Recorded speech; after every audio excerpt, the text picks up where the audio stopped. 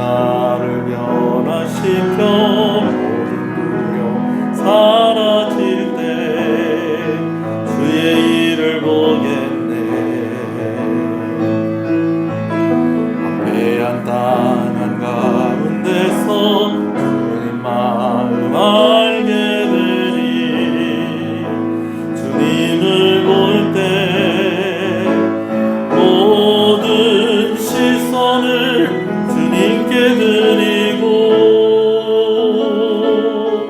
전능하신 하나님을 느낄 때 세상은 주의 나라가 되고 하나님이 일하기 시작하네. 모든 시선을 주님께 드리고 살아계신 하나님을 느낄 때 세상은 주의 역사가 되고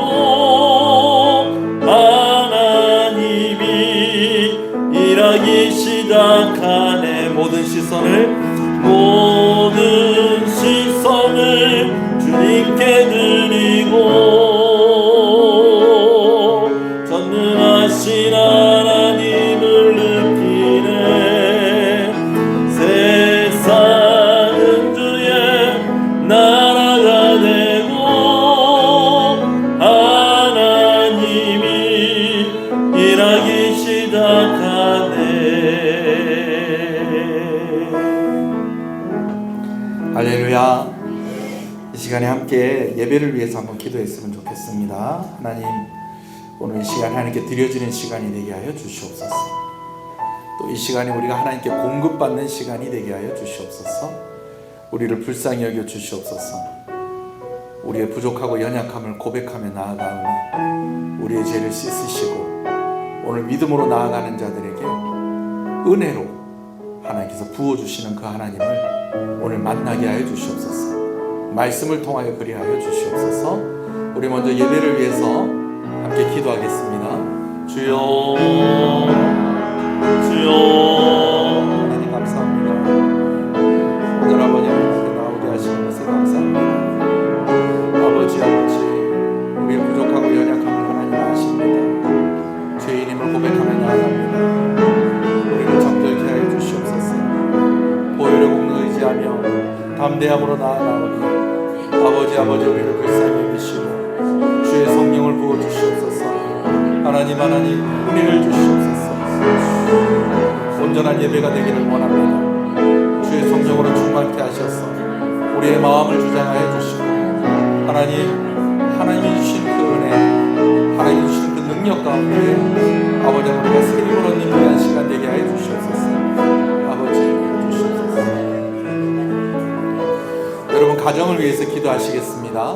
또 함께 구역원된 우리 구역원들을 위해서 또 그 가정을 위해서 또 한번 기도하시겠습니다. 주님의 이름으로 부릅니다. 주여, 주여. 하나님 감사합니다. 하나님께서 우리에게 가정을 허락하시고 그 가정을 통해서 하나님을 더 따라가게 하시고 함께 예배하며 또 아버지 우리가 즐거워하며 하나님을 기뻐하게 하시면서 감사합니다. 시간의 가정을 주께서 기억하여 주시옵시고 아버지 하나님 시간의 가정들마다 필요한 물질이 공급되어 주게 하여 주시고 아버지는 건강이 문제로 시험 들지 않도록 하나님께서 함께 하여 주시고 특별히 아버지의 치료 중에 있는 아버지의 성도들의 가정 가운데 하나님께서 은혜를 부어주시기를 간절히 소원합니다. 또한 아버지는 가족들 가운데에 아버지의 치료가 필요하고 하나님의 치유의 손길이 필요한 아버지는 그런 가정을 특별히 아버지 하나님께서 불쌍히 여기시고 아버지 하나님 오늘 저녁에 우리가 함께 기도할 때에 아버지 하나님 그 아픈 곳이 나음을 입게 하여 주시옵시고 회복되게 하시는 그러나 하나님 은혜가 가정 가운데 있게 하여 주시옵소서. 어린 여아로부터 노년에 이르기까지 아버지는 그 연령들마다 필요한 은혜가 있음을 하나님께서 아십니다. 아버지 하나님 아가들이 잘 자라가게 하여 주시옵소서. 유치부 아이들을 주님께서 기억하여 주시고 또 초등부와 유년부 또 청소년 아이들 또 아버지 하나님 대학생들 청년들 또 장년들 노년에 이르기까지 시은의 가정가정의 구성원들이 함께 하나님을 바라보게 하여 주시옵소서. 주의 이름을 부를 때에 아버지는 이 세상 가운데 능히 구별되어 하나님께 드려지는 그런 한 사람 한 사람 가정가정이 되게 하여 주시옵소서. 우리가 또 기도할 때에 교회를 위해서 기도하겠습니다. 교육기관을 위해서 기도하시겠습니다. 각 기관들을 위해서 기도하시겠고요. 특별히 우리가 함께 모이는 이 예배를 위해서 기도했으면 좋겠습니다. 하나님, 예배가 부흥하는 교회가 되게 하여 주시옵소서. 기도의 부흥이 일어나게 하여 주시옵소서. 다 같이 주님의 이름을 부릅니다. 주여, 모든 시선을 주님께 드리고 살아계신 하나님을 느낄 때 내 삶은 주의 역사가 되고 하나님이 일하기 시작하네. 모든 시선을 주님께 드리고 전능하신 하나님을 느낄 때 세상은 주의 나라가 되고 하나님이 일하기 시작하네. 모든 시선을 주님께 드리고 살아계신 하나님을 느낄 때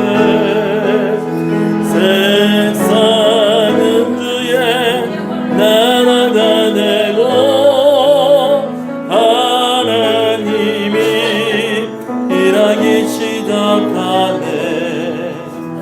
모든 시선을 주님께 드리고 전능하신 하나님을 느낄 때 세상은 주의 나라가 되고 하나님이 일하기 시작하네. 신앙을 고백하시겠습니다. 전능하사 천지를 만드신 하나님 아버지를 내가 믿사오며 그 외아들 우리 주 예수 그리스도를 믿사오니 이는 성령으로 잉태하사 동정녀 마리아에게 나시고 본디오 빌라도에게 고난을 받으사 십자가에 못 박혀 죽으시고 장사지 사흘 만에 죽은 자 가운데서 다시 살아나시며 하늘에 오르사 전능하신 하나님 우편에 앉아 계시다가 저리로서 산자와 죽은 자를 심판으로 오시리라. 성령을 믿사오며 거룩한 공예와 성도가 서로 교통하는 것과 죄를 사해 주시는 것과 몸이 다시 사는 것과 영원히 사는 것을 믿사옵나이다. 아멘. 할렐루야. 우리 앞뒤 옆사람 인사하시겠습니다. 잘 오셨습니다. 주 안에서 잘 되고 있습니다. 더 잘 됩니다. 갈수록 잘 됩니다. 반드시 잘 됩니다. 할렐루야. 주 안에서 잘 돼야 됩니다. 아멘. 함께 말씀을 보겠습니다. 사무엘상 16장 1절에서 13절 말씀인데요. 먼저 1절에서 7절 말씀을 먼저 보도록 하겠습니다. 사무엘상 16장 1절에서 13절 중에서 1절에서 7절 말씀을 먼저 보겠습니다.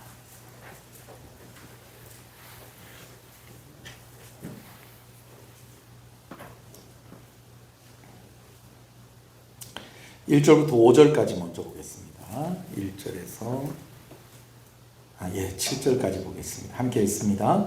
여호와께서 사무엘에게 이르시되 내가 이미 사울을 버려 이스라엘 왕이 되지 못하게 하였거늘 내가 그를 위하여 언제까지 슬퍼하겠느냐. 너는 뿔에 기름을 채워 가지고 가라. 내가 너를 베들레헴 사람 이새에게로 보내리니 이는 그가 내가 그의 아들 중에서 한 왕을 보았느니라 하시는지라. 사무엘이 이르되 내가 어찌 갈 수 있으리까. 사울이 들으면 나를 죽이리이다 하니 여호와께서 이르시되 너는 암송아지를 끌고 가서 말하기를 내가 여호와께 제사를 드리러 왔다 하고 이새를 제사에 청하라. 내가 내게 행할 일을 가르치리니 내가 내게 알게 하는 자에게 나를 위하여 기름을 부을지니라. 사무엘이 여호와의 말씀대로 행하여 베들레헴의 이름에 성읍 장로들이 떨며 그를 영접하여 이르되 평강을 위하여 오시나이까. 이르되 평강을 위함이니이다. 내가 여호와께 제사하러 왔으니 스스로 성결하게 하고 와서 나와 함께 제사하자 하고 이새와 그의 아들들을 성결하게 하고 제사에 청하니라. 그들이 오매 사무엘이 엘리압을 보고 마음에 이르기를 여호와의 기름 부으실 자가 과연 주님 앞에 있도다 하였더니 여호와께서 사무엘에게 이르시되 그의 용모와 키를 보지 말라. 내가 이미 그를 버렸노라. 내가 보는 것은 사람과 같지 아니하니 사람은 외모를 보거니와 나 여호와는 중심을 보시니라 하시니라. 아멘. 하나님께서 성경을 기록하게 하실 때에는 마치 받아쓰기 하듯이, 자, 내가 부를 거니까 너는 이제 잘 한 글자도 틀리지 말고 내가 부르는 대로 적어라. 그렇게 성경을 기록을 하신 것이 아니라 그 사람의 성품, 성격, 그리고 그 사람이 가진 배경이 이 성경 말씀 가운데 녹아나도록 그렇게 성경을 기록하셨습니다. 여러분, 이것을 하나님께서 영감을 주셨다, 그렇게 감동을 주셨다, 그렇게 이야기를 합니다. 영감이 아니라 감동이 맞습니다. 감동을 주셔서 성경을 기록했다라고 그렇게 말씀을 하는 것입니다. 자, 제가 지난주에 그래서 우리가 중요한 것이 있는데 우리가 성경을 볼 때마다 이 성경의 저자가 누구인지를 알고 보는 것이 참 중요하다고 그랬어요. 그래서 제가 지난주에 말씀을 드리기를 사무엘서의 저자로 생각되는 사람이 두 사람이 있다는 거예요. 사무엘이 죽기 전까지는 누구에 의해서? 사무엘에 의해서. 그리고 사무엘이 죽고 난 뒤로는 다윗에 의해서. 물론 사무엘이 다 일일이 쓰고 다윗이 일일이 썼다는 것보다는 이 말씀이 기록이 될 때에 누구를 통해서 나온 말씀?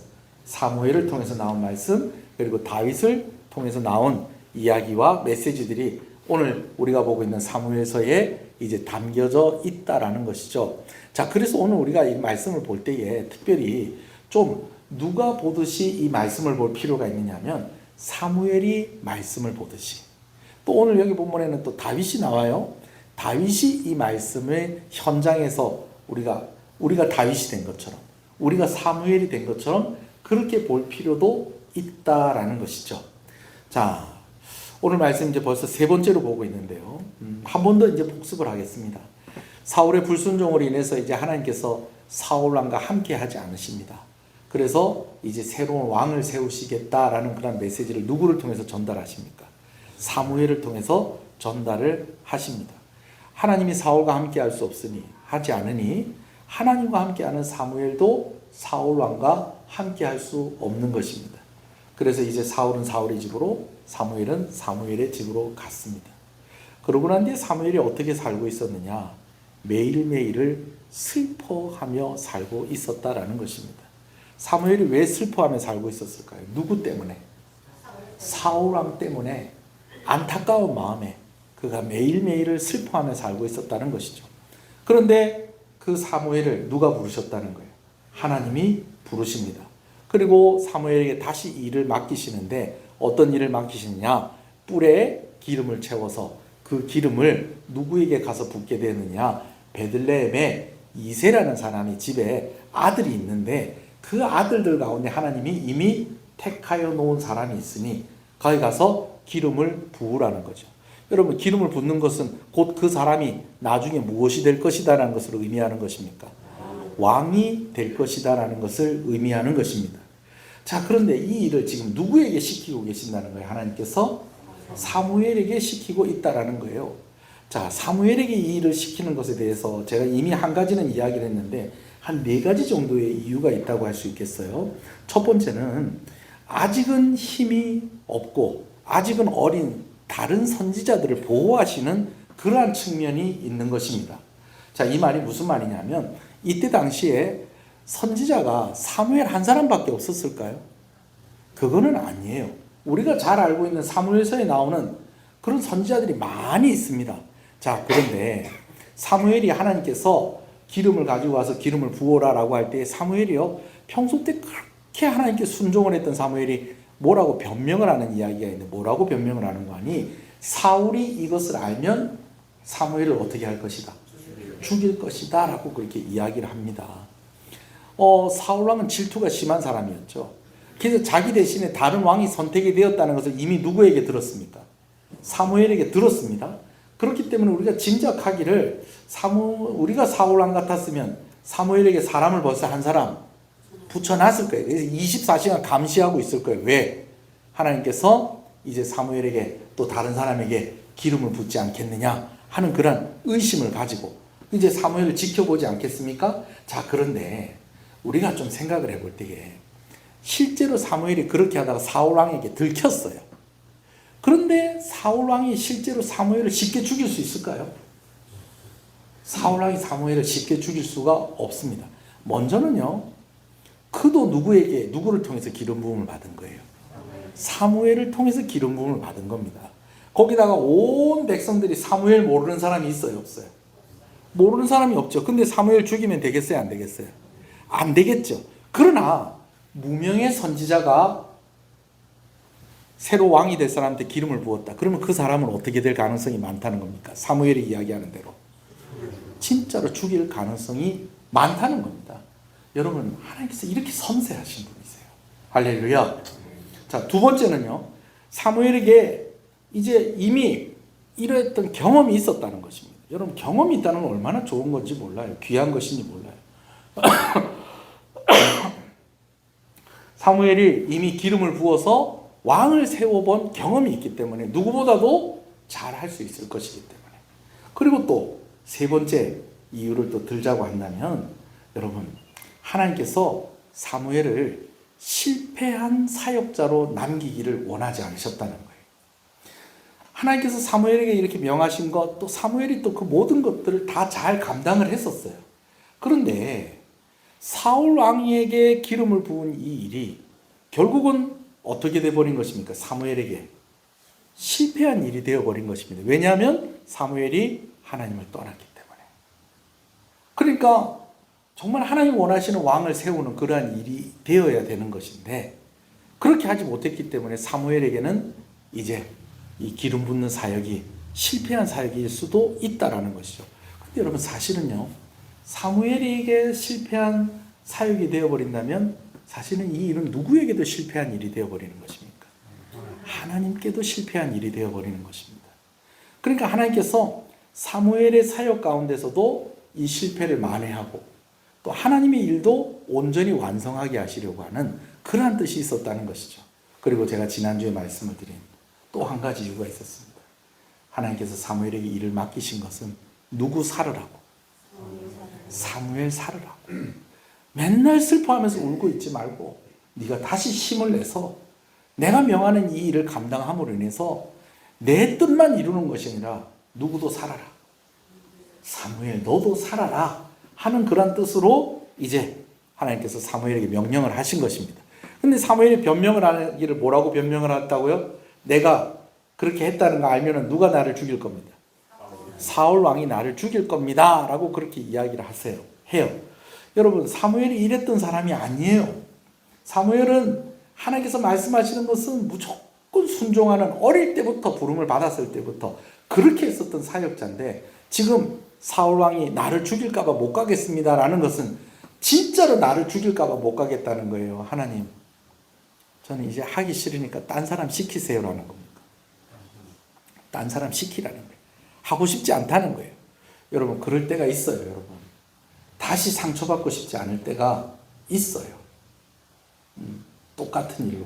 여러분, 그럴 때가 있습니까? 없습니까? 있다니까요. 제가 이번에 노회에서 노회 교육부 부장을 맡았어요. 교육부 부장을 맡았는데 뭐 교육부 부장 맡을 수도 있죠. 그렇죠? 근데 사실은 제가 한 7, 8년 전에 이 교육부 부장을 하면서 제가 무진장 좀 상처를 좀 많이 받은 적이 있었어요. 그래가지고 제가 마음을 먹기를, 어떤 마음을 먹었느냐면 내가 노회에서 다른 거 다 시켜도 뭐는 안 하겠다. 교육부 부장은 안 하겠다. 그렇게 마음을 먹었는데 이제 노예가 됐는데, 노예가 돼서 이제 사실은 제가 다른 임원을 해야 되는 그런 상황인데, 이제 우리 교회 임장로님이 이제 노예 회개를 하게 되시니까, 한 교회에서 장로님도 임원을 하고 목사도 임원을 하고 뭐 이렇게 하는 것이 그렇게 덕스럽진 않거든요. 그래서 제가 그래도 우리 장로님이 그래도 조금 더 중요한 일을 하시는 것 같고 또 일을 또 잘 배우셨으니까 이제 목사가 좀 쉬었다가 나중에 임원을 하는 게 좋지 않겠나.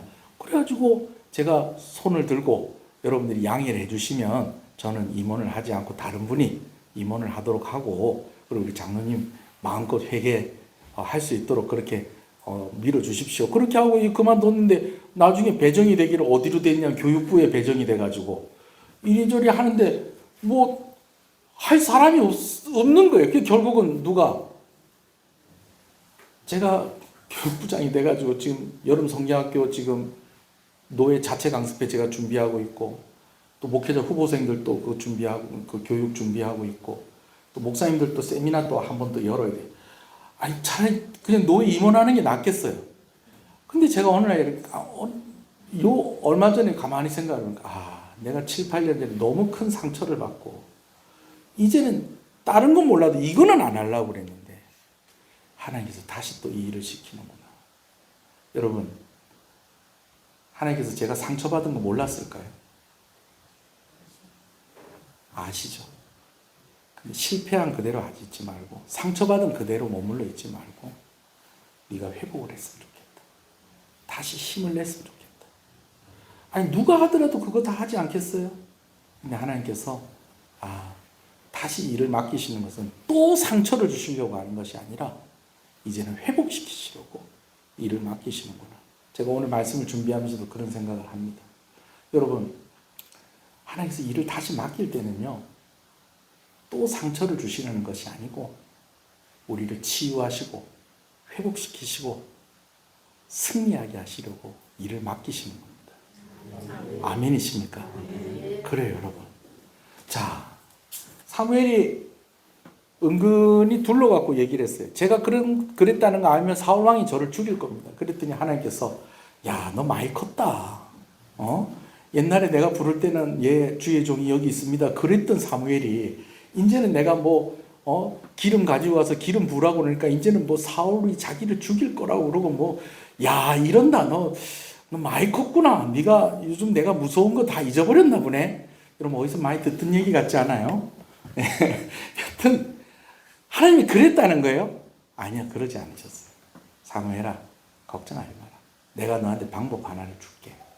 네가 암송아지 한 마리 몰고 베들레헴으로 가거라. 그래서 사람들이 묻거든 뭐라고 얘기하냐면 하나님께 제사 드리려고 왔다고 그렇게 이야기를 해라 라고 이야기를 하는 것입니다. 말씀해 주시는 겁니다.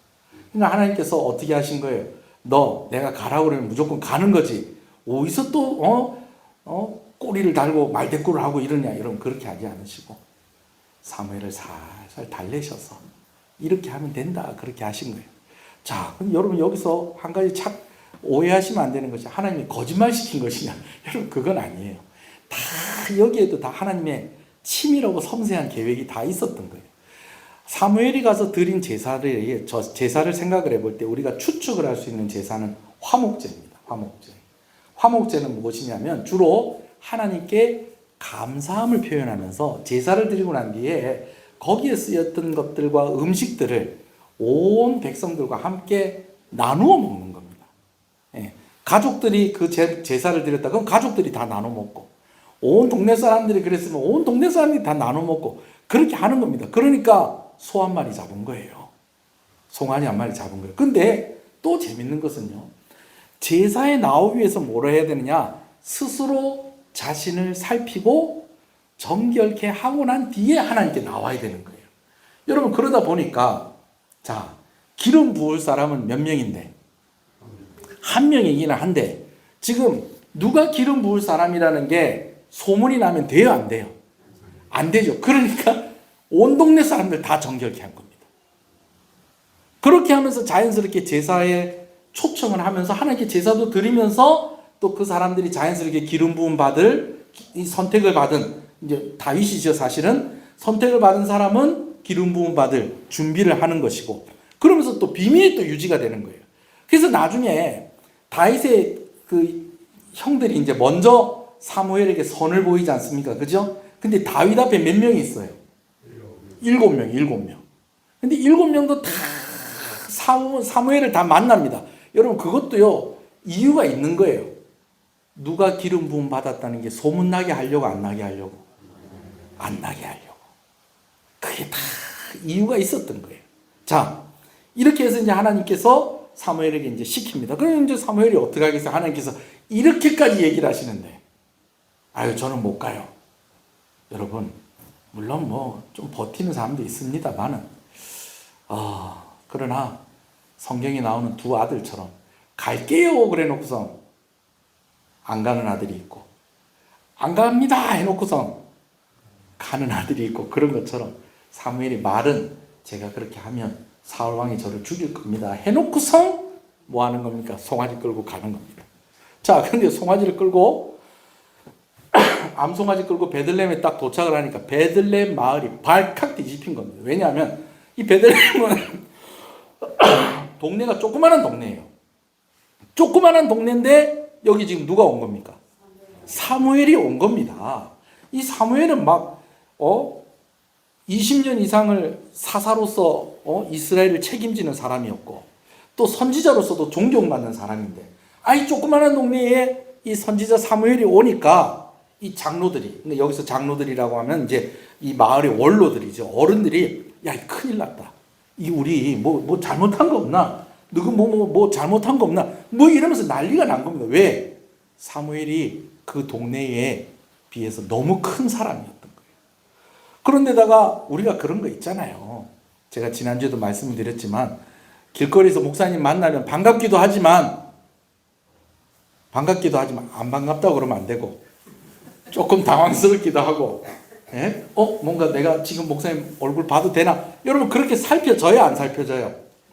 예, 물론 여러분들 편안하니까. 예. 제가 제 아내하고 한 번씩, 제 아내는 아직도 그걸 해요. 차 타고 가다 누구 아는 사람이 있으면 창문 내려고, 누구야? 이런 불러요. 한 번씩 그래, 한 번씩. 여보, 우리가 그럴 나이는 지나지 않았나? 그렇게 하는데, 뭐 제가 지나간다고, 목사님! 가끔은 좀 제가 부끄러울 때도 있어요. 목사님 부르고 확 지나가는데 남는 거는 제가 남아있잖아요. 옛날에 찜질방을 못 갔어요.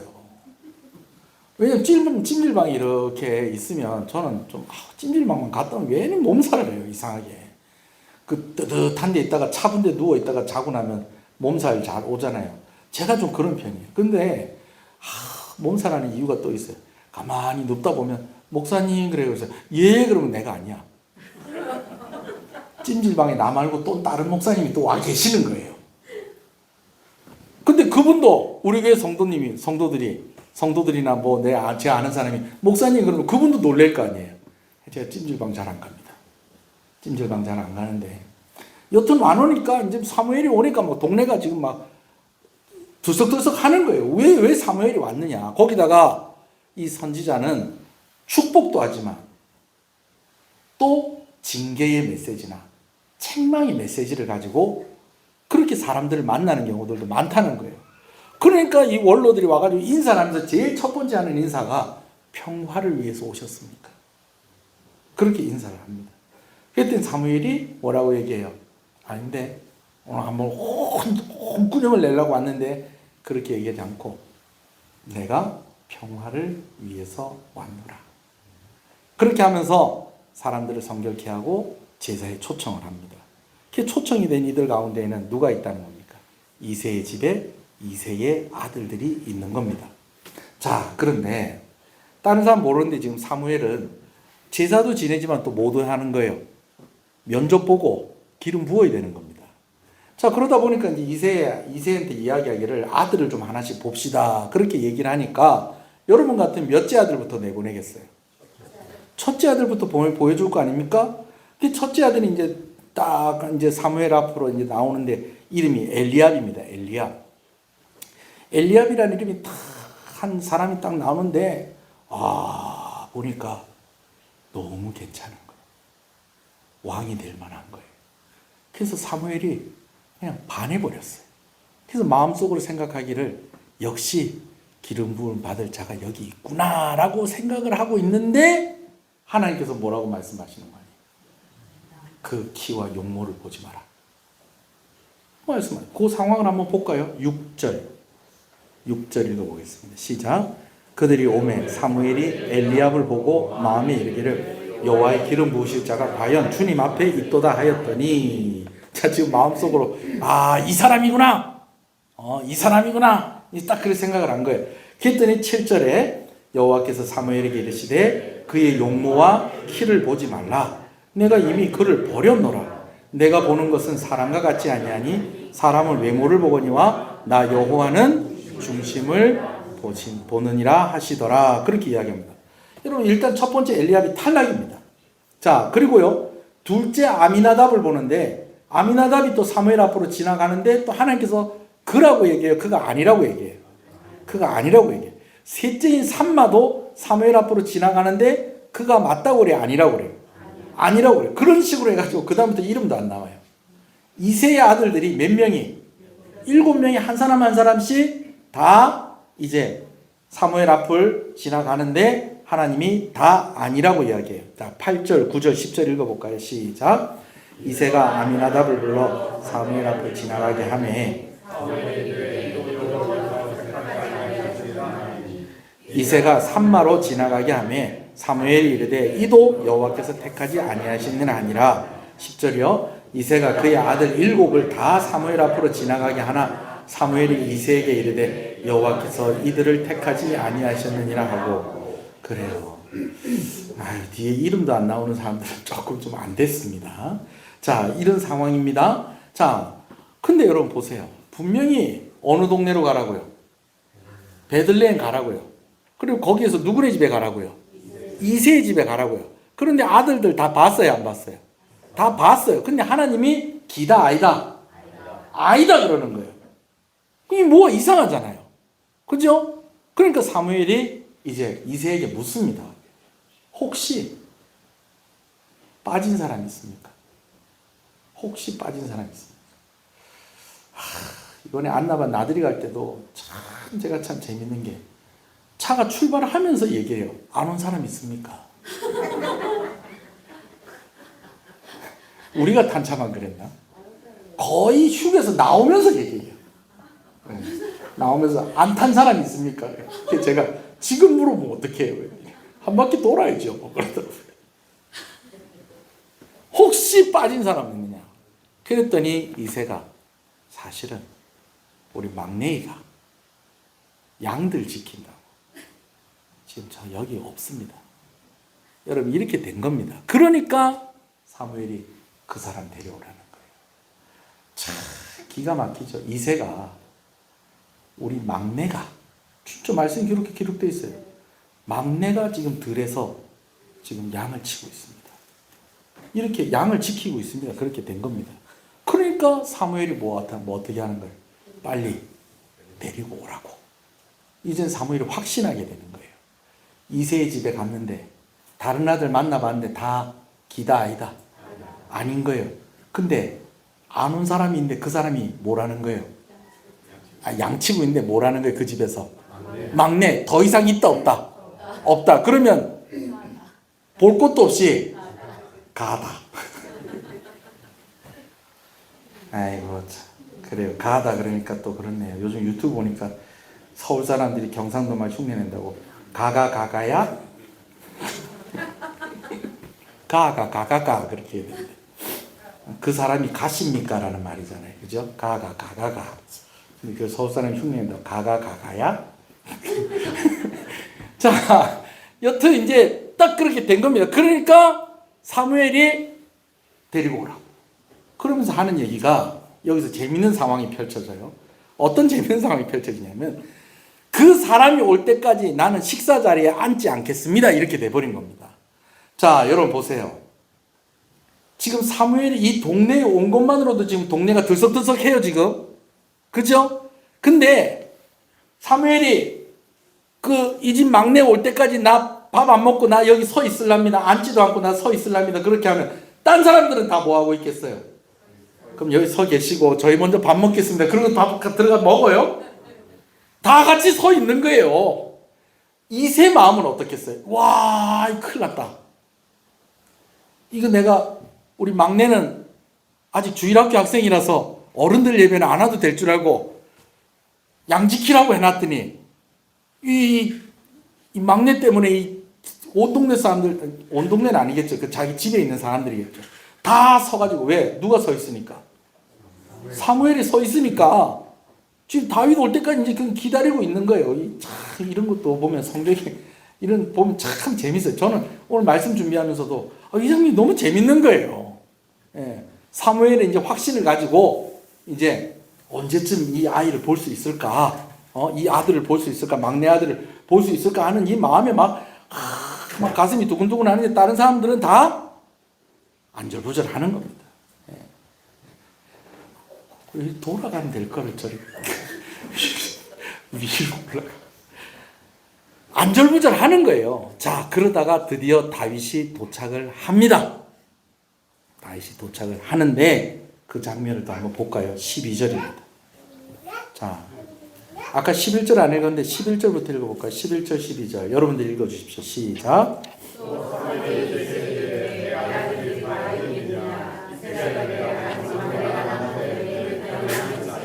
막내라고 하죠, 그죠? 예, 그러니까 이제 확실한 거예요. 이제 이 아들이에요. 자, 계속 읽어주세요.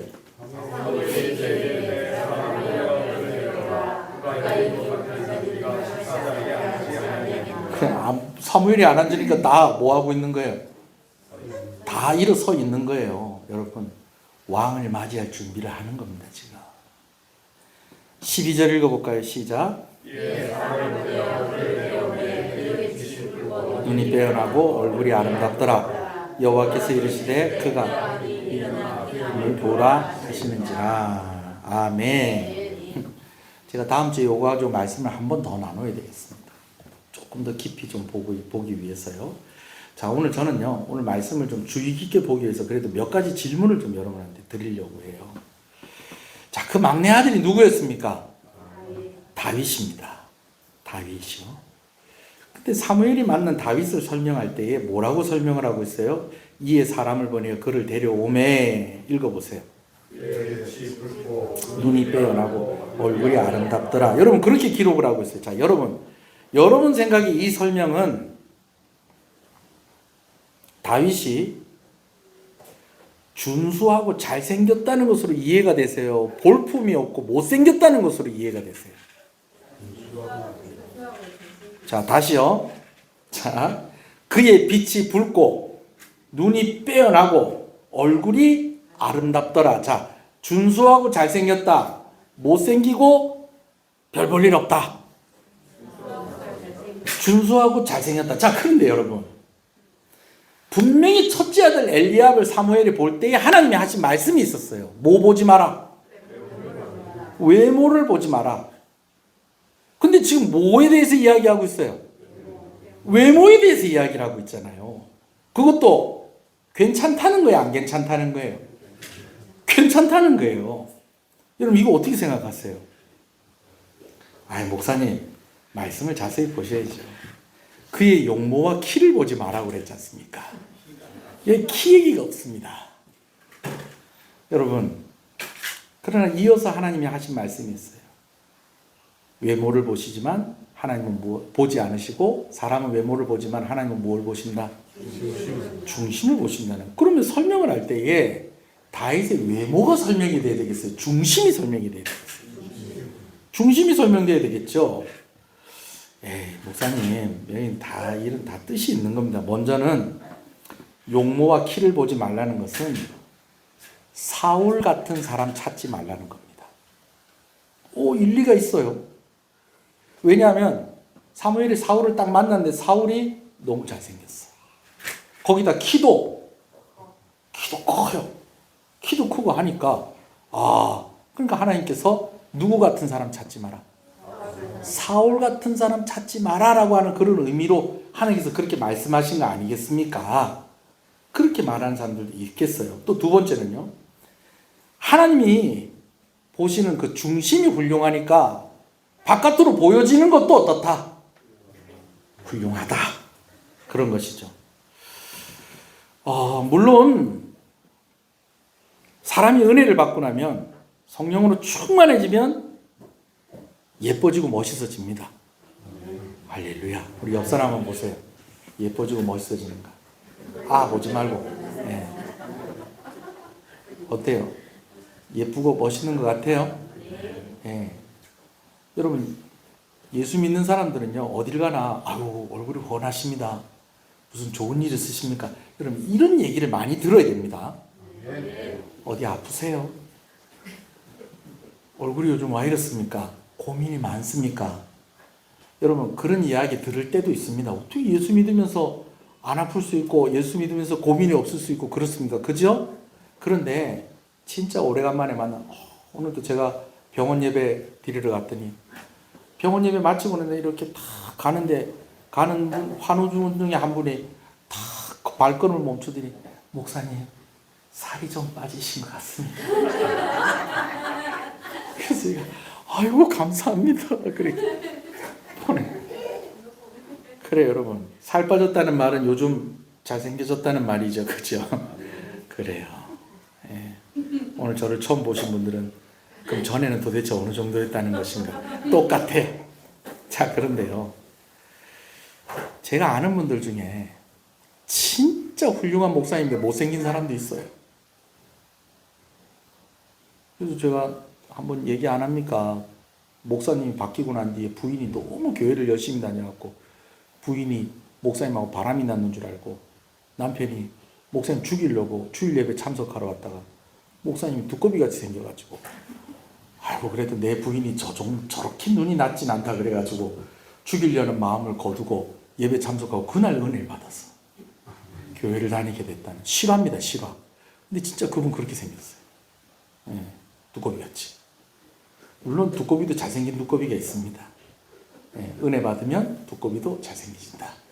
자, 그러나 보통은 볼 때에 이렇게까지는 얘기 안 하죠. 이렇게까지는. 세 번째로는 이런 해석도 있을 수 있어요. 이제 남은 아들이 하나밖에 없어요. 그러니까 이 아들이 확실한 거예요.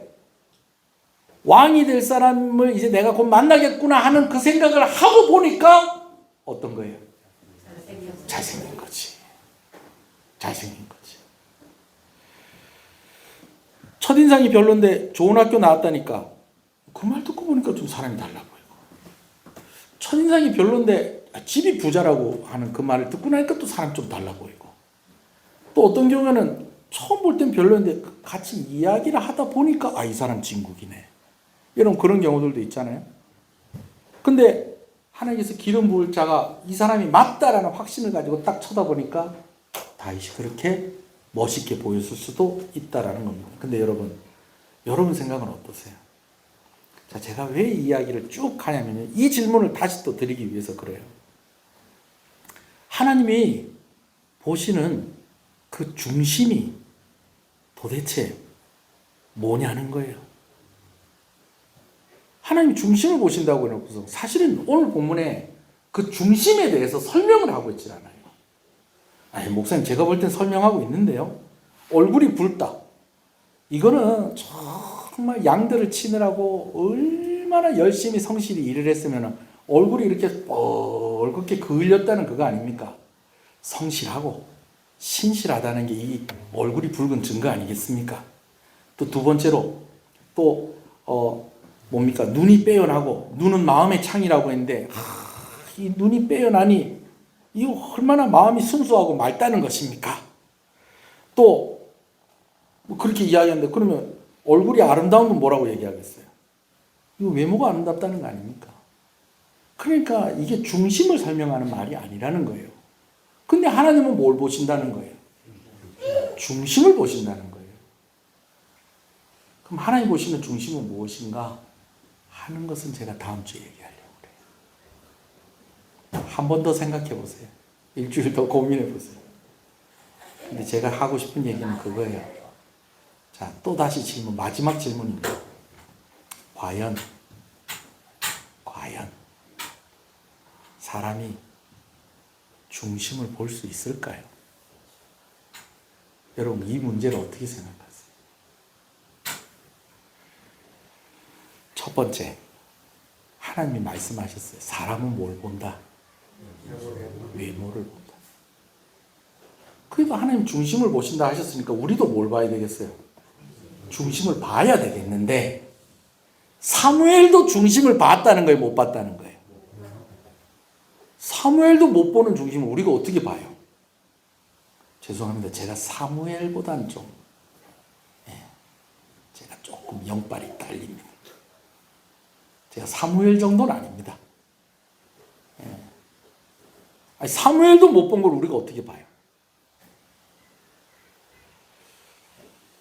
목사님 오늘 말씀이 재밌긴 한데 이 끝이 이상한데요. 여러분 이상할 거 없어요. 제가 여러분에게 드리고 싶은 말씀 뭐냐면 우리는 중심 못 봐요. 우리는 중심을 못 봐요. 중심 못 보는 증거 몇 개 얘기해 줄까요?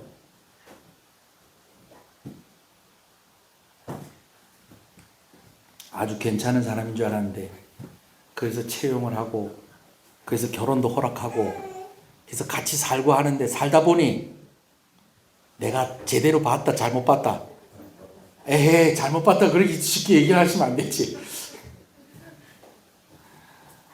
여러분 사람은요 중심 잘 못 봐요. 지 앞에 의자도 못 보잖아요. 여러분 보세요. 저를 보세요. 괜찮아요. 어이구 착해라. 밤에 잠 좀 설치겠네. 자 여러분 사람은요 중심 못 봐요. 그래서요 중심을 보시는 하나님을 봐야 돼요. 그리고 그 하나님을 의지할 수밖에 없어요. 아멘이십니까? 좋다.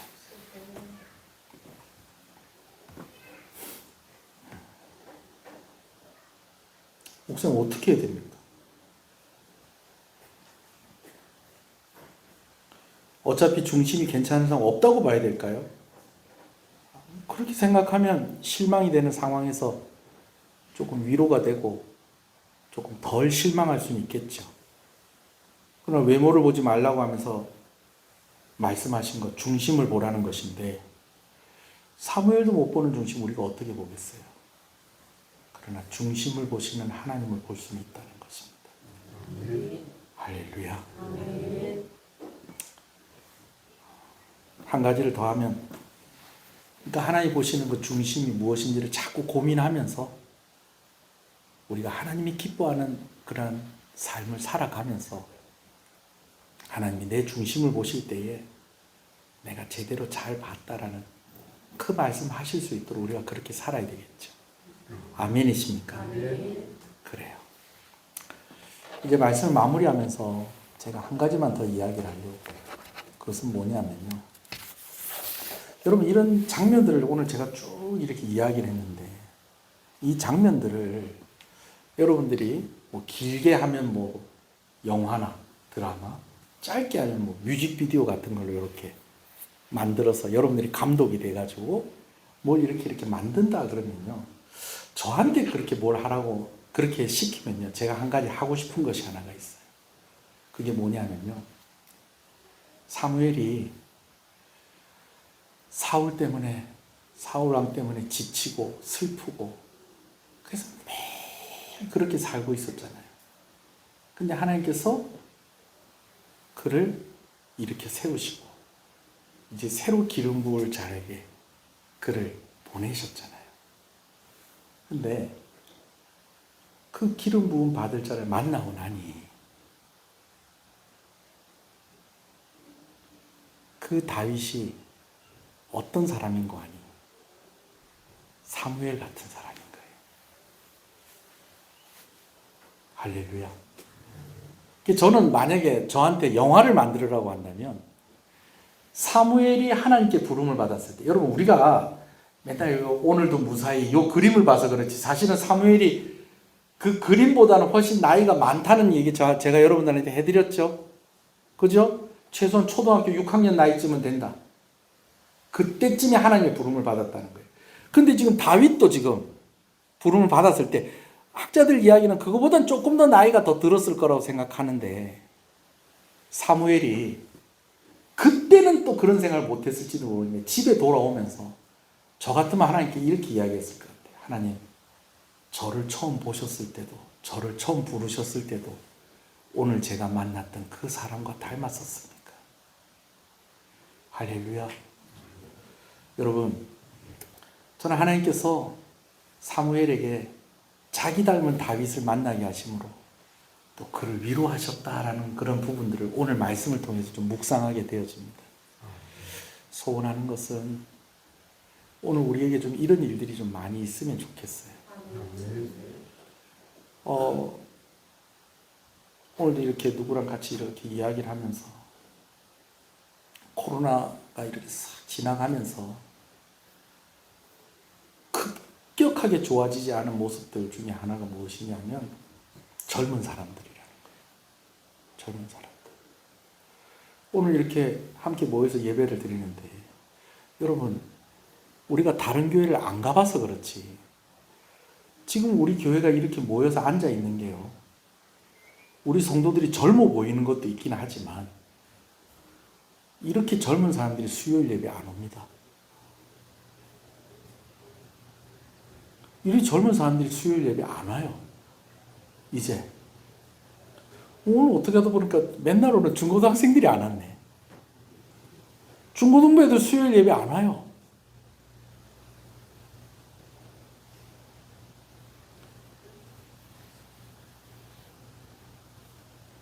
우린 참 감사하게 오늘도 유아실에 아이들이 있지 않습니까? 그렇죠? 저쪽 많은 애가 할머니 등에 업혀가지고 와서 의자에다 머리를 찍어가면서, 그러면서 오늘 우리가 같이 예배 드리고 있잖아요. 그렇죠? 제가 그래요. 아우, 겨울이 다음에 또 그 다음 타자가 있어야 될 건데. 그랬더니 겨울이 엄마가 또 아기를 가졌다고. 그 처음 들으셨죠? 기도 많이 해주세요. 예. 그래서 이미 생겼는데 시어머니한테 딸이면 좋겠다고, 딸 낳게 해달라고. 그러니까 권사님이 그랬대요. 벌써 생겼는데 딸 낳으라고 내가 지금 기도해서 뭐 하겠노 그랬답니다. 맞습니까? 예, 그래요. 겨울이 동생 생겼다니까. 우린 유치부 계속 끊이지 않으니까 감사합니다. 예. 겨울이 할머니가 건강해야 될 건데. 예. 건강하고 며느리도 교회 나오고. 예. 우리가 봤었던 우리 선배들처럼 우리도 우리 같은 후배들을 좀 봐야 될 건데 그런 위로가 우리에게도 있을까? 우리에게 있을까? 뭐 젊은 사람들은 이제 뭐 교회에서 봉사도 잘 안 하고, 여러분 지금 권사님들, 지금 장로님들 청년 때 어떠셨어요? 제가 임 장로님은 청년 때 알아요. 한 번씩 집에 가면 사람을 볼 수가 없어요. 집에 들어오질 않아요.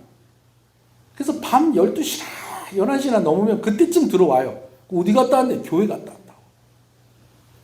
청년 때 다 그렇게 했잖아요. 근데 지금 그런 청년이 어디 있어요? 그런 청년이 어디 있어요?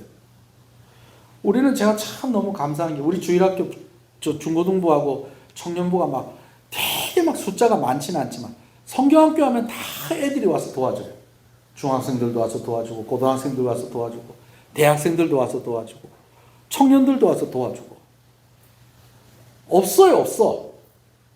강습회 한다고 이렇게 가면 전부 다 권사님들, 선생님들만 와서 앉아있어요. 사무엘이 위로받은 얘기를 하려다가 오늘 또 이야기가 좀 딴 데로 가버렸는데, 그래요, 여러분. 오늘 우리 한번 기도하십시다. 오늘 말씀 생각하면서.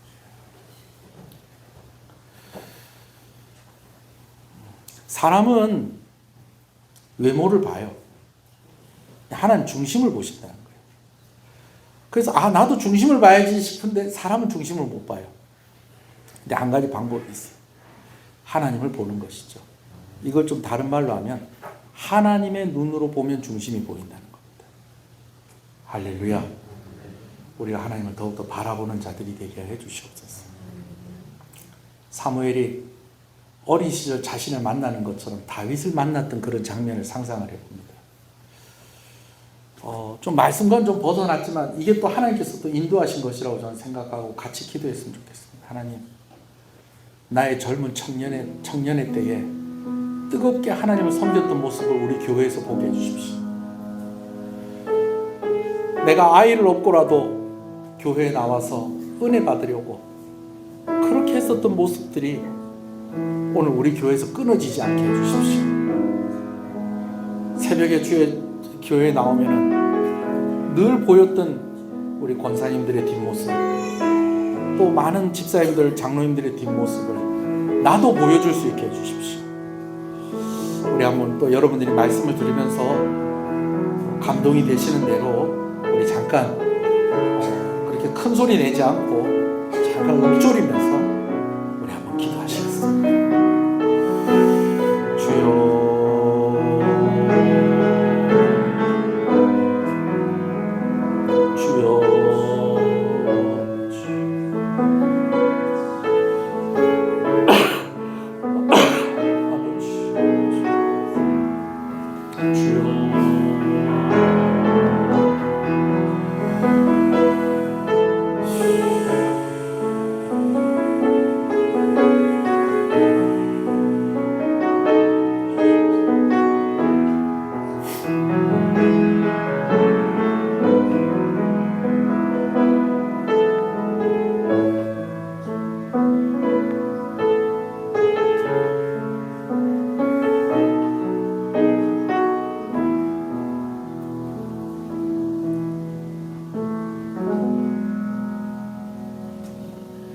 하나님께서는 중심을 보시는 하나님이신데 과연 우리는 겉으로 보여지는 외모보다도 중심이 더 훌륭하다고 그렇게 말할 수 있을까요?